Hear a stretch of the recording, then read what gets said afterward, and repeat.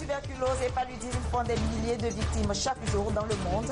Le Fonds mondial de lutte contre ces épidémies a pratiquement atteint son objectif de récolter 13 milliards de dollars pour éradiquer ces maladies sur les 3 prochaines années.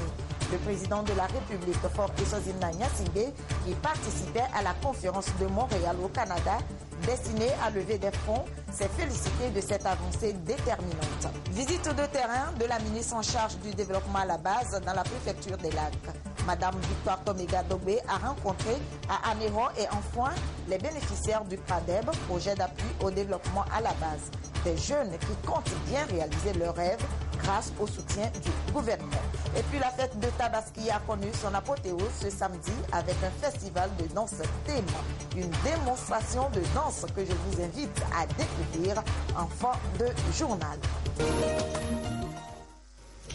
Voilà pour les titres du 20h de ce dimanche. Bonsoir et merci de nous rejoindre pour ce nouveau journal que nous ouvrons avec cette bonne nouvelle. Le Fonds mondial de lutte contre le sida, la tuberculose et le paludisme a pratiquement atteint son objectif de récolter 13 milliards de dollars pour éradiquer ces épidémies sur les 3 prochaines années. Cet argent va aller surtout aux pays africains. Le président de la République, Faure Essozimna Gnassingbé, qui a participé à la 5e conférence de Montréal destinée à lever des fonds pour sauver des vies, s'est félicité de cette avancée déterminante. Le résumé des travaux avec Joseph Amigon.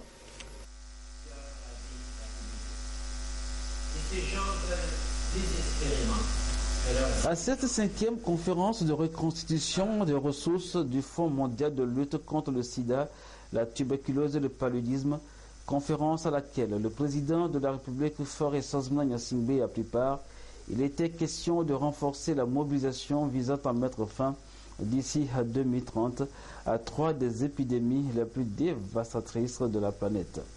L'objectif de levée de fonds visé par ce prochain cycle triennal de financement est de 13 milliards de dollars. La dernière conférence de reconstitution des ressources, organisée en 2013 par le président Barack Obama à Washington, avait permis de lever 12 milliards de dollars. Grâce à elle, le Fonds mondial a pu investir 4 milliards de dollars par an dans des programmes dans plus de 100 pays, dont le Togo. En accélérant les investissements et en tissant les liens de coopération, la solidarité mondiale pourra mettre un terme au sida, à la tuberculose, au paludisme.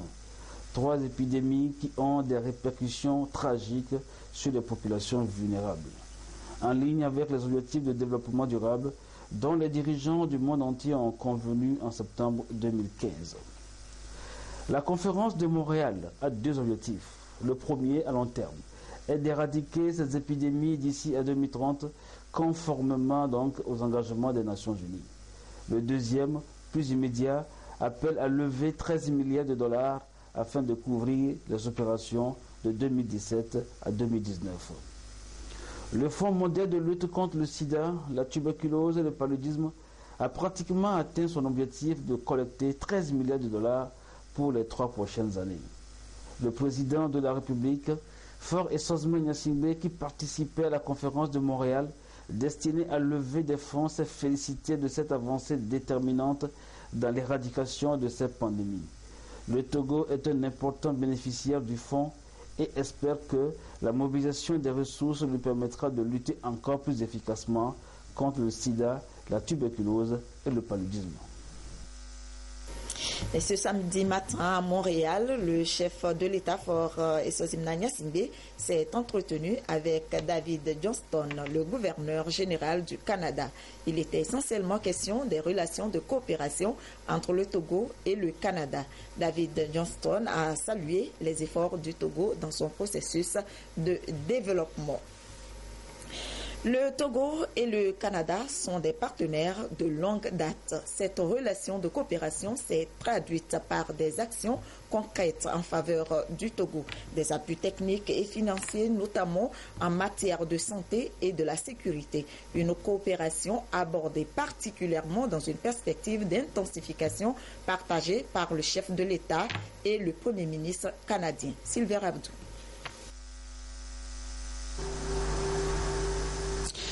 La coopération bilatérale entre le Togo et le Canada date de 1960, année où le Togo accédait à sa souveraineté internationale. Cette coopération agissante s'est illustrée à travers la signature de plusieurs accords sectoriels allant de l'enseignement et de la recherche scientifique à la santé, aux énergies renouvelables et à l'autonomisation des femmes. Cet accord a justement permis au Togo de bénéficier en 2012 de matériel roulant et informatique, un engagement des partenaires canadiens pour soutenir le Togo dans son processus de développement.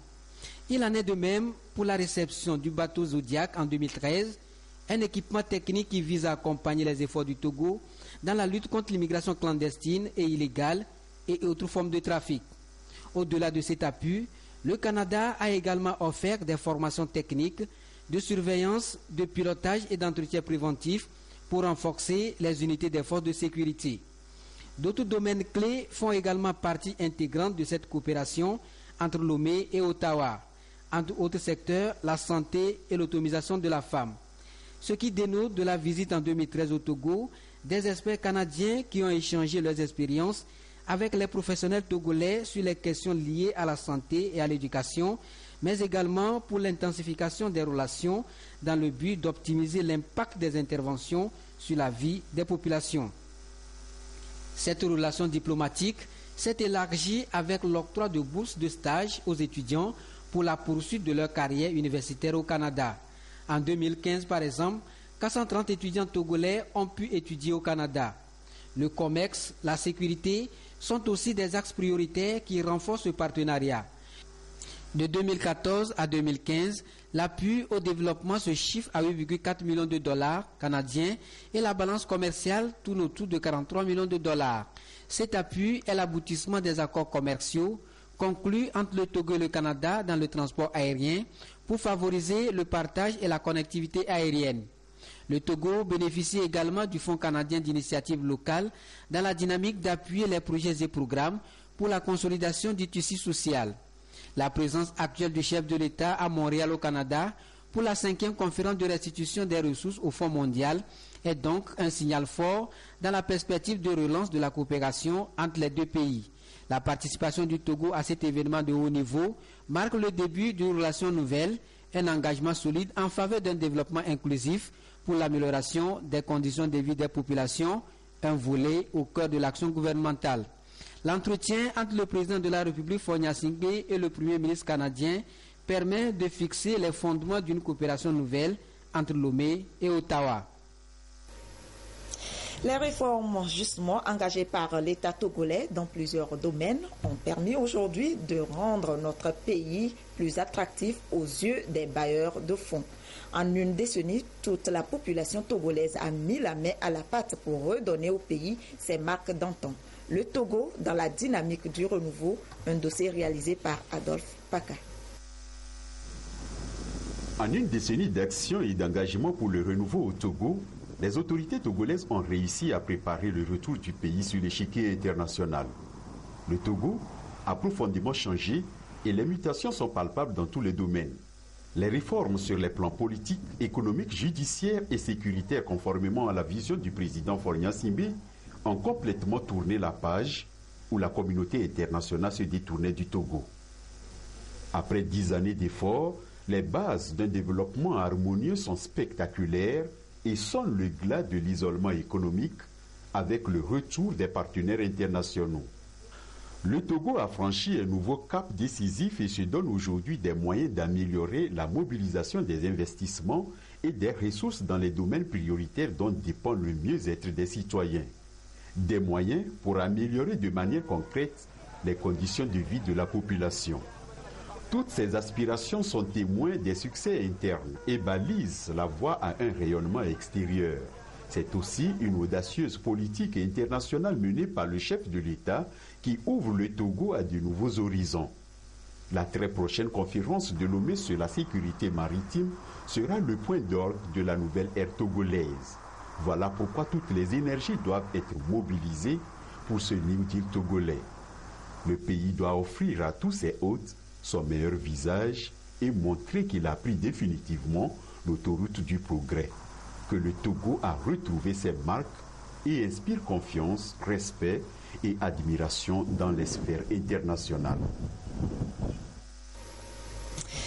On en vient à la suite de la tournée de la ministre en charge du développement à la base. Madame Victoire Tomega Dogbe a rencontré dans la préfecture des Lacs des jeunes bénéficiaires du PRADEB, projet d'appui au développement à la base, et visité leurs différents lieux de travail. Ce sont des jeunes, vous allez le voir, très engagés à réaliser leurs rêves, avec bien sûr le soutien du gouvernement. Prudence Zinsou. La tournée de supervision de la ministre en charge de l'artisanat et de l'emploi des jeunes a été aussi marquée par la rencontre avec des jeunes entrepreneurs et artisans bénéficiaires de l'appui du PRADEB. Comme Sossou, ce jeune qui vendait du carburant frelaté il y a 1 an, s'est reconverti et a bénéficié d'un crédit de 2 300 000 francs CFA. Il a créé une ferme d'élevage et est aujourd'hui patron de son entreprise. Je vendais dans une boutique pour moi-même. Et encore, je vendais un peu essence fluoratée à côté. J'ai fait 3 ans à OIC. Après OIC, on m'a engagé dans une ferme. Je faisais ça là-bas un peu. J'ai vu que ça ne m'arrange pas. J'ai laissé là-bas. Je suis venu rester à Enfant ici. Donc après tout, j'ai entendu parler de PRADEB. Et je me suis allé chez eux. Et c'est eux qui m'ont aider à continuer comme ça. Avec l'augmentation de la demande des œufs dans la localité, Comblan veut satisfaire ses clients. Il ambitionne de créer bientôt 2 autres poulaillers dans sa ferme d'élevage. Kodjo Hungbo est un artisan. Il a bénéficié d'un crédit d'1 400 000 francs CFA pour reconstruire son atelier de soudure et acquérir des équipements et matériels nécessaires. Sa spécialité, la fabrication des différents types de moulins, des portes. Sa vie a changé depuis quelques mois grâce à cet appui du PRADEB. Avec l'appui du PRADEB, j'ai rééquipé mon atelier et j'arrive aujourd'hui à satisfaire la demande des clients. On m'a donné la possibilité de rembourser le crédit chaque 3 mois et dans 2 ans, je compte le solder. Pour Kodjo Agbokou, tout est possible dans la vie si les jeunes s'engagent véritablement à concrétiser leurs rêves. 1 400 000 francs de crédit lui ont permis de créer aujourd'hui son atelier de menuiserie aluminium avec à sa charge 2 apprentis. Grâce à PRADEB que j'ai eu cet atelier, et c'est grâce à eux que j'ai tout ça aujourd'hui. Bon, mon projet à part ça, c'est de faire des grands chantiers et de faire avec mes propres moyens. Quand les gens n'ont pas l'argent, je vais les aider à faire. Après, ils vont me rembourser. L'argent aujourd'hui pour construire un rêve, ce n'est pas difficile. Mais il suffit de se comporter sérieux, tout ça, et puis avoir le verbe, la parole, pour pouvoir convaincre ceux qui peuvent t'aider. Cette tournée de supervision, selon la ministre du Développement à la base, est une stratégie de proximité pour soutenir et encourager les bénéficiaires des différents projets et programmes dont le but est de sortir les populations de la pauvreté, du chômage et du sous-emploi. Ce que nous avons noté, c'est que ces jeunes sont sérieux, ils sont travailleurs, ils sont déterminés, ils sont très engagés, très motivés. Il y en a qui ont pratiquement terminé le remboursement de leur crédit et qui sont en phase d'extension ou de consolidation. D'autres ont démarré, mais ce qui est sûr, c'est qu'il n'y a rien sans difficulté. Ce qui fait notre force, ou bien ce qui nous fait grandir, c'est cette capacité à nous dépasser et à contourner les difficultés. Et PRADEB et toutes les autres structures du ministère sont là pour apporter l'accompagnement qu'il faut. C'est des résultats tangibles qui parlent d'eux-mêmes. Les jeunes bénéficiaires témoignent, ils sont heureux avec ce que le gouvernement met en place avec eux et cela nous encourage à continuer. Là où il y a mauvaise performance, nous allons utiliser les moyens qu'il faut pour pouvoir pousser les uns les autres à respecter leurs engagements.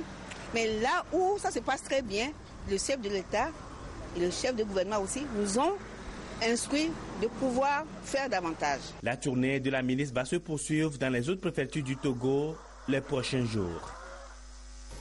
Et parmi toutes ces réformes engagées par le gouvernement, on peut citer en exemple la mise en place de l'OTR, l'Office togolais des recettes, qui actuellement s'active pour amener les contribuables à un consentement volontaire à l'impôt. Les recettes serviront à plusieurs réalisations telles que les infrastructures routières et socio-éducatives. L'OTR est soutenu dans cette démarche par la BAD, la Banque africaine de développement de Douaré. Depuis quelques années, l'Office togolais des recettes OTR s'est lancé dans un vaste chantier de rapprochement entre l'administration fiscale et les contribuables. Après plus de 1000 rencontres sur toute l'étendue du territoire national, une sensibilisation générale s'ouvre cette semaine pour les contribuables. L'étape de la zone de Hidranaoui a mobilisé les populations qui ont été entretenues sur le bien fondé des impôts. Dès que j'ai vu OTR, je me suis dit qu'il y a toujours quelque chose de bon à piquer lorsque les gens des impôts, lorsque les fiscalistes sont là pour vous informer et tout. Les gens pensent parfois que c'est un emmerdement. Alors ce genre de mission qui consiste à se rapprocher de la population pour expliquer ce que c'est que les impôts, c'est déjà quelque chose de formidable. C'est une bonne initiative. La manière dont on a commencé maintenant, je pense que toutes les femmes, les vendeurs, les hommes, tout le monde serait sensibilisé. Ainsi, ils vont mieux comprendre le rôle de l'OTR.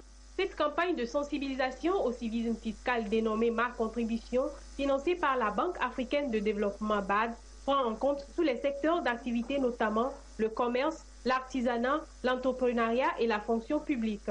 Pour les agents de l'OTR, il faut échanger avec les contribuables et leur faire comprendre ce qu'est l'impôt, son rôle et sa finalité. Comme le nom de la campagne le dit, c'est la contribution de tous au développement de notre pays, le Togo. Donc nous avons intitulé cette campagne Ma Contribution pour dire que tous les Togolais, les 6 millions de Togolais, quelle que soit la place qu'ils occupent dans la société, sont des contributeurs et que chacun doit faire l'effort à la hauteur de ses moyens, proportionnellement à ses moyens, pour aider le Togo à avancer. Il y a encore quelques réticences, ce qui se comprend, parce que ça, ce n'est pas un travail qui se fait en 2 ans. C'est un travail de longue haleine, mais nous constatons que certaines améliorations dans nos rapports avec les contribuables lorsque nos percepteurs vont vers eux pour percevoir les impôts. La rencontre sur l'obligation fiscale va s'étendre à d'autres quartiers de Lomé et ceux de l'intérieur du pays pour permettre aux contribuables de percevoir le paiement de l'impôt comme un devoir et non une obligation. Les chirurgiens dentistes étaient en session de formation cette semaine, non pas pour renforcer leurs capacités dans leur domaine, mais pour apprendre autre chose indispensable également dans l'exercice de leurs fonctions. Il s'agit de la fiscalité et les notions de la démarche qualité. Qu'est-ce qui a motivé cela? Les explications avec Lucassi et Sylvain Aboudou. Consultation, traitement, pose de prothèses ou d'appareils dentaires, réparation et correction de défauts de positionnement de dents. Des activités quotidiennes d'un chirurgien dentiste. Il veille donc à la santé de la bouche, des dents et des gencives. Au Togo, l'Ordre national des chirurgiens dentistes est l'instance chargée de la vie et de la réglementation de ce métier. Ici, les membres de cette institution harmonisent leurs connaissances pour améliorer leurs prestations et s'informent sur leurs devoirs fiscaux. Il y a un certain nombre d'impôts que le cabinet doit retenir à la source quand ce cabinet est en relation avec des prestataires. Et ce ne sont pas ses propres impôts à lui, mais c'est les impôts de ses prestataires. Et la loi a mis en place un certain nombre de retenues à la source que le cabinet doit opérer pour reverser à l'OTR pour le compte de ces prestataires-là. Et également, nous avons parlé de la fiscalité des salaires de leurs agents. Leurs agents, quand ils paient des salaires aux agents, il y a des impôts qui sont dus par le cabinet lui-même et d'autres qui sont dus par les agents et dont ils doivent opérer la retenue à la source avant de payer les salaires. En plus des b.a.-ba acquis sur la fiscalité et la gestion de leur cabinet, ces professionnels de la santé se sont attelés aux notions de la démarche qualité. Nous avons invité 3 éminents orateurs, pour nous parler aujourd'hui de la démarche qualité, c'est-à-dire tout ce qui concourt à l'amélioration du fonctionnement du cabinet, c'est-à-dire un patient qui vient, comment on doit l'accueillir et comment on doit organiser le fonctionnement de son cabinet avant même de commencer par parler de notre technicité. Et ce sont des facteurs extrêmement importants parce que nos patients aujourd'hui sont très informés et quand ils viennent dans nos structures de soins, ils attendent à un certain nombre de standards. Symbole même de l'hygiène, la bonne dentition est l'une des clés de la santé buccale. Et pourtant, elle est souvent négligée, causant ainsi des problèmes dentaires, notamment les caries, la plaque dentaire et les maladies gingivales. D'où la nécessité de toujours consulter un chirurgien dentiste à titre préventif et pour le maintien de la santé de la bouche et des dents. Le 15 septembre était célébrée la Journée internationale de la démocratie au Togo. Plusieurs activités étaient au programme, dont un symposium axé sur le rôle des acteurs sociopolitiques dans la consolidation de la démocratie. Le point sur les avancées de la démocratie au Togo a été fait lors de la rencontre. Emmanuela Diaklo, Pierre Soussouko. 9e édition de la Journée internationale de la démocratie, la communauté internationale s'engage pour la culture des valeurs démocratiques à travers le monde. Un processus lent et difficile à pratiquer, mais qui demeure indispensable pour l'émancipation des peuples et le développement des nations. Une conception bien partagée ici par les acteurs du droit de l'homme et du développement. Cette journée est l'occasion de faire le point, de s'interroger sur l'état de la démocratie dans tous les pays du monde. Comme vous le savez, le thème de cette année, c'est tolérance, respect de la majorité, protection des minorités. Cela veut dire que dans un processus démocratique, il faudrait qu'il y ait une entente entre ceux qui gouvernent, ceux qui sont gouvernés et une participation active de tous les acteurs. Je crois qu'au Togo, on est dans un processus qui suit son cours. Nous avons connu des années difficiles, mais je crois que des progrès importants ont été faits avec l'apport de tout le monde. Au Togo, les actions en faveur des droits de l'homme et de la démocratie sont donc notables. Mais la consolidation des acquis nécessite encore beaucoup plus d'engagement.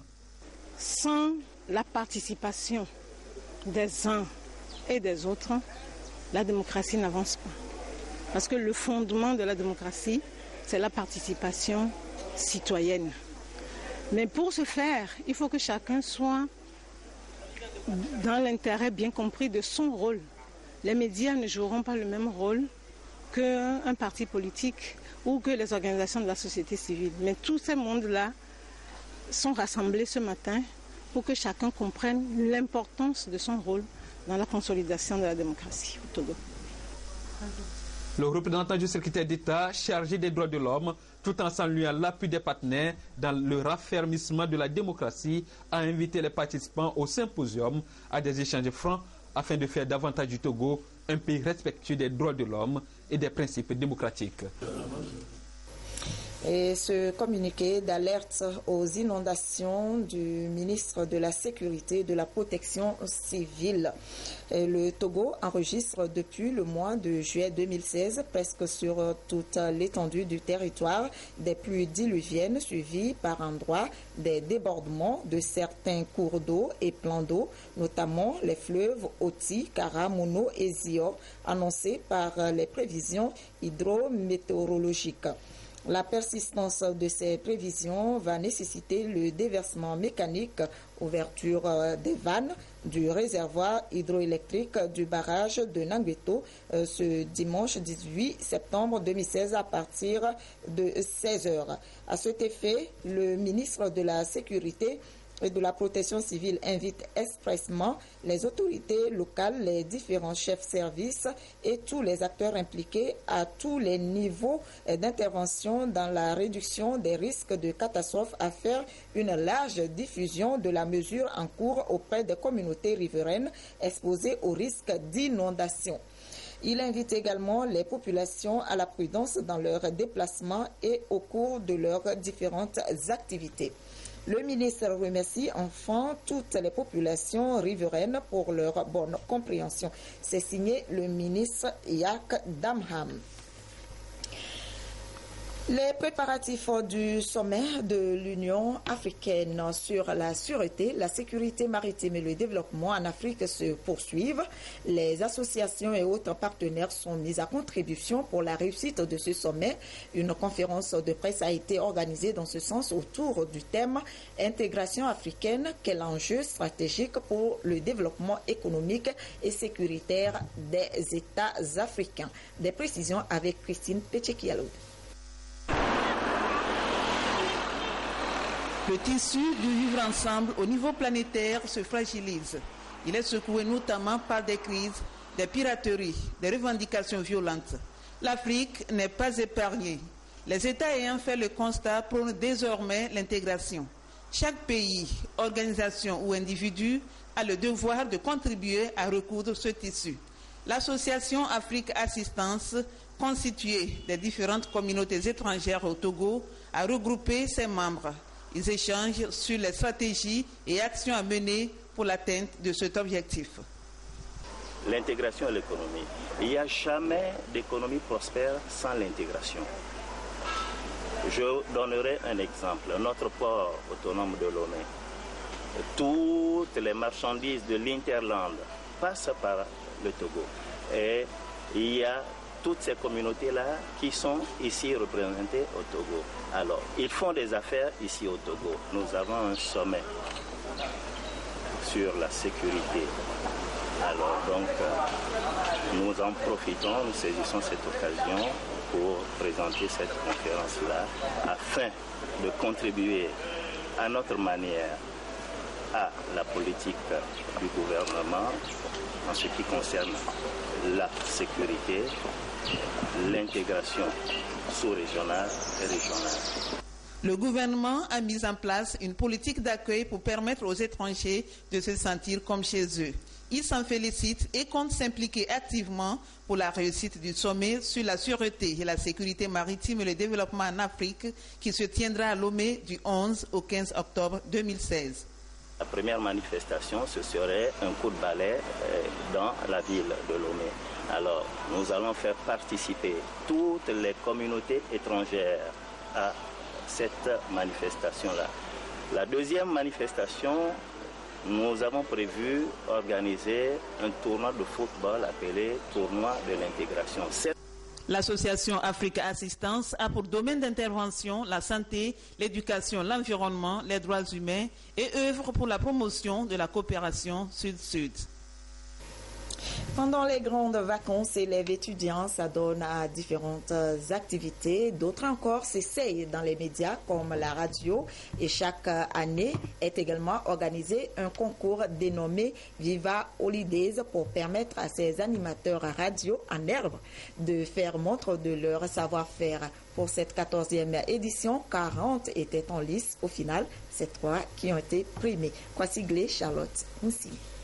Aboti Mawena, Lemdi Saturné, Hunsunkwevi Gislin, 3 candidats ayant remporté les prix de la compétition Viva Holidays. Démarré depuis 2002, ce concours est à sa 14e édition et se veut un espace de formation et d'initiation au journalisme et de jeux concours aux animateurs radio en herbe.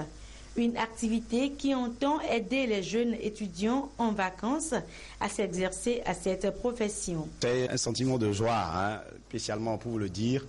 Nous avions reçu cette année des candidats talentueux. Les 3 candidats qui ont reçu les prix, je vous assure qu'ils peuvent travailler dans une radio s'il arrive qu'un personnel technique expérimenté les prenne en charge pendant 3 semaines ou 1 mois. C'est une initiative qui est pratique, parce qu'après la phase de la théorie dans les petites écoles de journalisme que nous avons au Togo ici, il y en a qui viennent vers nous qui ne maîtrisent pas véritablement les arcanes du métier. Donc quand ils arrivent, on doit leur apprendre en fait à comment faire une interview, comment préparer un questionnaire, comment aller faire un reportage et nous revenir pour véritablement prendre un papier définitif. Placé sous le thème « Animation radio, une opportunité du jeune talent en communication », cette 14e édition de Viva Holidays a enregistré 40 candidats qui qui ont été formés sur la déontologie, la technique de reportage et la préparation d'un conducteur technique. Spécial Tabaski 2016, c'était hier à Lomé. C'est devenu une tradition. Les fidèles musulmans se retrouvent après la fête de Tabaski pour un festival de danse thème. Ils étaient encore au rendez-vous ce samedi pour la 13e édition. Emmanuela Adjaclo, Silver Aboudou.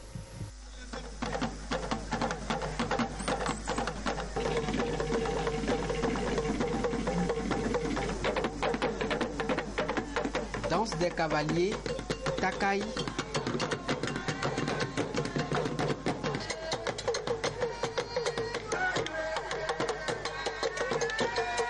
Koso, Chamba, Balayo, Jama Jama, Fultol, Fultaudo et Foissi. Ce sont là quelques-unes des prestations des communautés musulmanes à Lomé et à l'étranger. Autant de démonstrations traditionnelles et musicales qui illustrent la diversité culturelle dont regorge le peuple thème. Ceci pour marquer l'apothéose de l'Aïd el-Kébir. Dénommée Spécial Tabaski 2016, cette parade est une occasion pour les fidèles d'Allah de consolider leurs liens de fraternité et le vivre ensemble. Pour magnifier Allah subhanahu wa ta'ala, lui témoigner notre gratitude pour nous avoir permis de vivre l'Aïd el-Kébir. C'est pour nous en même temps une occasion pour témoigner notre gratitude aux plus hautes autorités de notre pays pour le climat de paix et de sécurité sans lequel des manifestations du genre ne seraient possibles.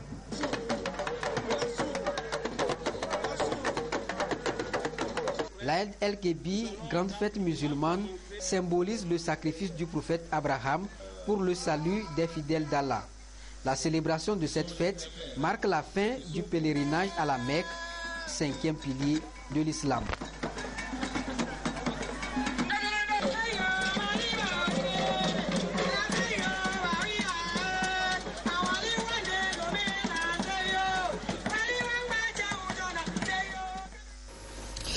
Les populations de Mango sont résolument engagées dans le processus de réconciliation et de paix. Elles ont décidé de mettre fin définitivement à leurs différends et participer pleinement au développement du pays. Filles et fils de Mango ont choisi de sceller ce lien par une activité sportive. Désiré Alé.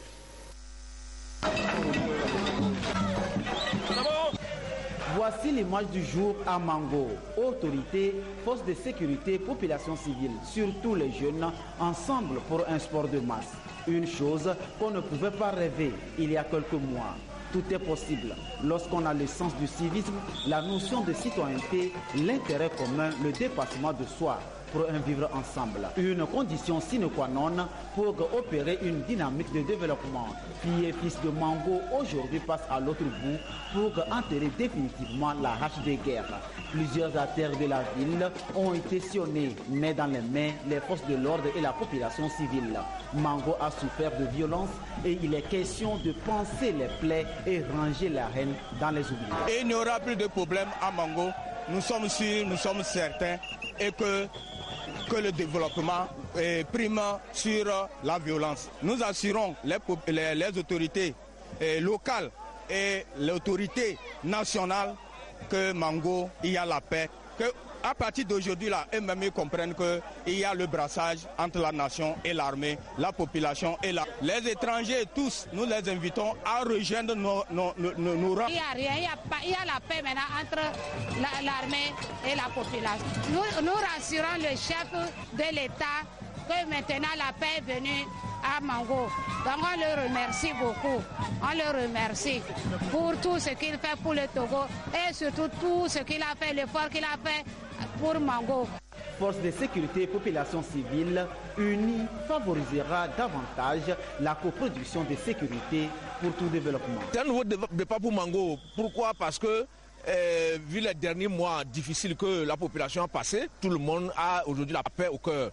avec ce rassemblement et cet élan de réconciliation. Et c'est fait dans le sens aussi de la collaboration ou bien de la coproduction de la sécurité, parce que la sécurité n'est pas l'apanage des seules forces de sécurité. La paix, la sécurité, qui sont des chevaux de valeur pour le président de la République et pour le gouvernement, puissent s'enraciner définitivement dans Mango, de façon à ce que la population puisse vivre dans toute la tranquillité et que les activités puissent générer l'économie, le développement et que la vie reprenne normalement au sein de Mango.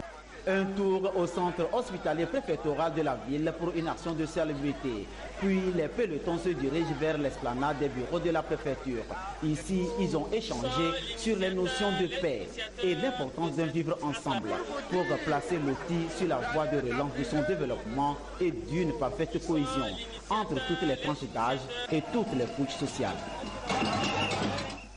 Du football pour terminer, ouvert le 11 septembre, le championnat national de football de première division se poursuit au stade municipal de Lomé. L'AS Togoport et son hôte Fouadan de Dapaon se sont séparés sur un score de 2-0 en faveur des portuaires. Deuxième défaite donc pour Fouadan qui avait perdu lors de la première journée à domicile face à Agaza de Lomé, 1-0. Pio Tba pour le résumé. Après avoir parcouru environ 700 km, les lions de la savane Fouadan en jaune sont venus se faire doucher à Lomé par les porteurs de l'AS Togoport. Une petite douche de 2-0 dont le temps a été donné à la 25e minute par Bodé Abdoul Sabou. Déconvenu dont Fouadan ne se remettra jusqu'à la fin de la première mi-temps. 1-0 en faveur de l'AS Togoport. Suite à la récupération, Fouadan cherche à égaliser, mais en vain. Au même moment, les portiers pensent aussi à leur deuxième but. Deuxième but qui arrive à la 82e minute grâce à Seonou Kodjo. 2-0, les lions de la savane Fouadan sont obligés de concéder la victoire aux portuaires. De l'autre côté du stade Agoye, Agaza fait match nul, 1 partout face à Koroki de Tchamba. Anotien, ange de la localité, s'est fait battre 2-0 par l'AS OTR. Gomido de Kpalimeki Rossa à domicile et Maranata de Fiokpo ont fait aussi match nul, 1 partout. À Wome, Kotoko de la Vie a été battu par Bukinti de Bassar, 0 contre 1. Asko de Kara et Dito se sont neutralisés, 1 partout. Et enfin, Semassi s'est incliné 2-0 devant son frère Unisport au stade municipal de Sokodé. Voilà, c'est tout pour ce journal. Merci de nous avoir prêté attention. Rendez-vous à 22h30 pour l'édition de nuit avec Prudence Zinsou. Je vous souhaite une très belle soirée et à samedi et dimanche prochain à 20h.